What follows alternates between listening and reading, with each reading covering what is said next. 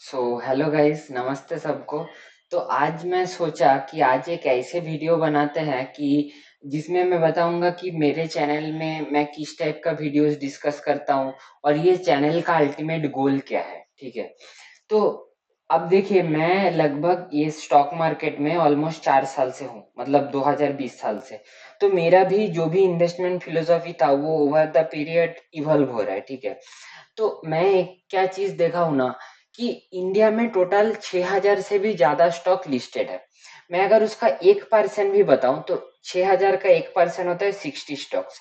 मतलब 1% तो बहुत ही मिनिमल हो रहा है, बट फिर भी मैं अगर मानूं कि 1% स्टॉक तो अच्छा, बहुत अच्छा स्टॉक्स होगा, राइट। मतलब इस बाजार में भी 60 आपको बहुत अच्छा स्टॉक मिलेगा ऑल द टाइम मिनिमम। ठीक है। अभी अ, हर एक सेक्टर में आप कोई भी सेक्टर जाओ, जहां पे कुछ सेक्टर है जो कि प्रिडिक्टेबल अर्निंग्स जो कंटिन्यूअसली डिलीवर करता है। जैसे आपका हो गया कंज्यूमर सेक्टर, हॉस्पिटल सेक्टर, आपका बैंकिंग एंड फाइनेंशियल सर्विसेज, और भी मतलब आपका आईटी आईटी वगैरह का जितना भी है रिलेटेड।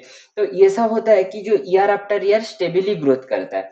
और बहुत सारे सेगमेंट होता है जो थोड़ा मतलब जिसका साइक्लिकल इन नेचर होता है, जैसे आपका केमिकल, स्टील, कमोडिटी सेक्टर हो गया, ये भी पावर, कंस्ट्रक्शन, ये सब सेक्टर्स हो गया।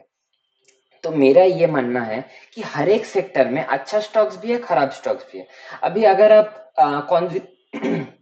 कंज्यूमर आईटी ये सब सेक्टर में जा रहे हो, तो इसको आप लॉन्ग टर्म होल्ड कर सकते हो। तो इसीलिए आप देखोगे कि मैं भी मोस्टली ये consumer, banking and financial services, hospitals, IT, ये सब स्टॉक्स मोस्टली कवर करता हूँ। ठीक है। रिटेल, ये सब स्टॉक्स। ठीक है। तो इसमें क्या होता है कि आपको उतना हेडेक नहीं लेना पड़ेगा, ये सब सेक्टर्स प्रेडिक्टेबल अर्निंग्स का होता है। बट अगर आप साइक्लिकल सेक्टर में जाओगे, वहां पे भी अच्छे अच्छे स्टॉक्स है। Got it. तो वहां पे भी आपको क्यों, अभी मैं बताता हूँ क्यों आपको बहुत सारे स्टॉक्स अगर आप ट्रैक करोगे उसका फायदा क्या है। तो आपको सडनली पता चला, जैसे मैं कुछ दिन पहले ही देखा कि ऐसे सीडीएमओ के ऊपर यूएस में एक लॉ पास हो रहा है, जहां पे बोल रहा है कि चाइनीज मैन्युफैक्चरर होगा तो हम लोग बैन करेंगे। तो देखिए, केमिकल जो सेक्टर है वो ऐसे तो प्रेडिक्टेबल है, बट क्योंकि इसके ये जो न्यूज आया, इसके बाद मेरा जो यहाँ का ड्रग्स, जो भी डिफरेंट फार्मा कंपनीज है या केमिकल कंपनीज है जो फार्मा को सप्लाई करते हैं, उसमें एक पॉजिटिव इम्पैक्ट आ सकता है, राइट।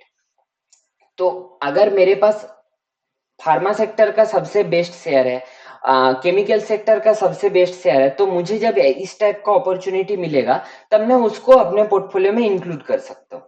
सेम वे में कोई भी सेक्टर मतलब कंटिन्यूअसली अच्छा नहीं जाता है, कभी कभी कोई कोई सेक्टर में स्लो डाउन आता है। तो मेरे पास अगर 30 स्टॉक लेट से पोर्टफोलियो में है, 30 स्टॉक है मेरा वॉच लिस्ट में, तो मेरा पोर्टफोलियो का अगर एक स्टॉक अच्छा नहीं परफॉर्म कर रहा है, तो मैं क्या कर सकता हूँ, जो मेरा वॉच लिस्ट का सबसे अच्छा ग्रोइंग कंपनी है, सबसे प्रेडिक्टेबल अर्निंग वाला, उसको मैं उठा के पोर्टफोलियो में डालूंगा। पोर्टफोलियो वाले को उठा के आई मीन वॉच लिस्ट में डाल दूंगा। ठीक है। तो इससे क्या होगा, मेरे पास हमेशा मेरे जो ट्रैकिंग यूनिवर्स में सबसे जो अच्छे स्टॉक्स है फॉर द मोमेंट, उसको मैं हमेशा होल्ड करूंगा। ठीक है। इस मतलब ये फिलोसॉफी के लिए मैं इतना ज्यादा नंबर ऑफ स्टॉक्स कवर करता हूँ। ठीक है।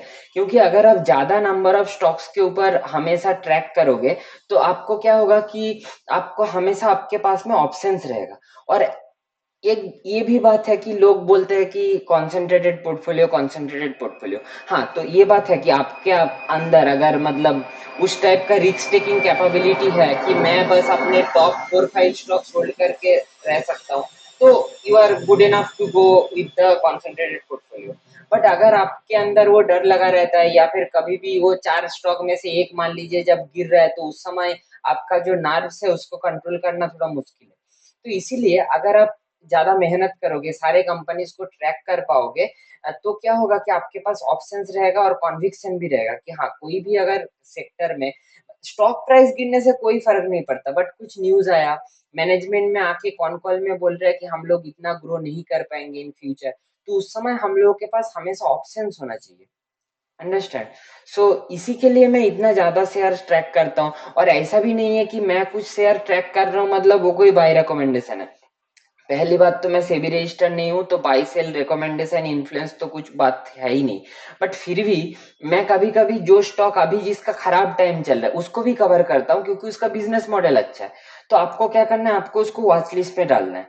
तो जैसे ही आप देखोगे कि उसका पी का करेक्शन हो रहा है, either because of share price correction और may be because of the earnings of the company has increased, at that time what you can do, you can enter the company, or otherwise you can stay away, and from away you can just keep track of the company, understand ना।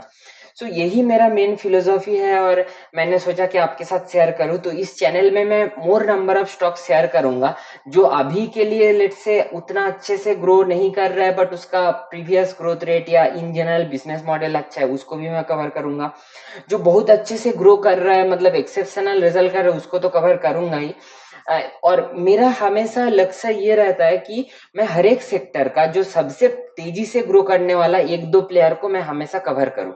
उसके basis पे आप decide कर सकते हो कि आपको कौन से स्टॉक लेना है और कौन सा नहीं लेना है। मतलब मान लो कि मैं एक ऐसे इन्वेस्टर हूँ जो रिस्क लेके क्या बोलेंगे, ये सब रिन्यूएबल्स का अभी जिसमें बहुत तेजी चल रहा था, उसमें मैं इन्वेस्ट कर सकता हूँ। आपके लिए शायद हो सकता है कि आपको रिन्यूएबल स्पेस आपके लिए है ही नहीं।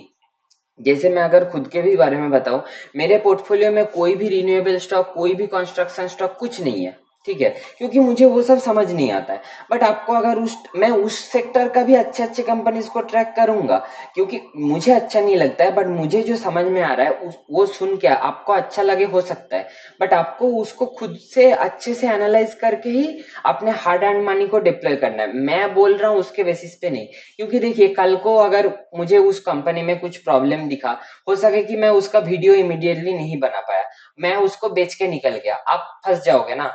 तो मैं ऐसे नहीं चाहता हूँ। तो ये चैनल में इसी टाइप का फिलोसॉफी से मैं वीडियो बनाऊंगा, और बहुत सारे जो भी अच्छे अच्छे सेक्टर्स का बेस्ट बेस्ट कंपनीज है टॉप 2-3 में, उसको मैं कवर करने का कोशिश करूंगा।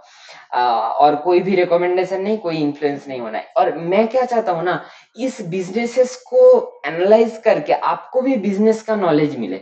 हमेशा जरूरी नहीं होता है कि अच्छे एमबीए कॉलेज में जाके ही सारा नॉलेज मिलेगा, नहीं।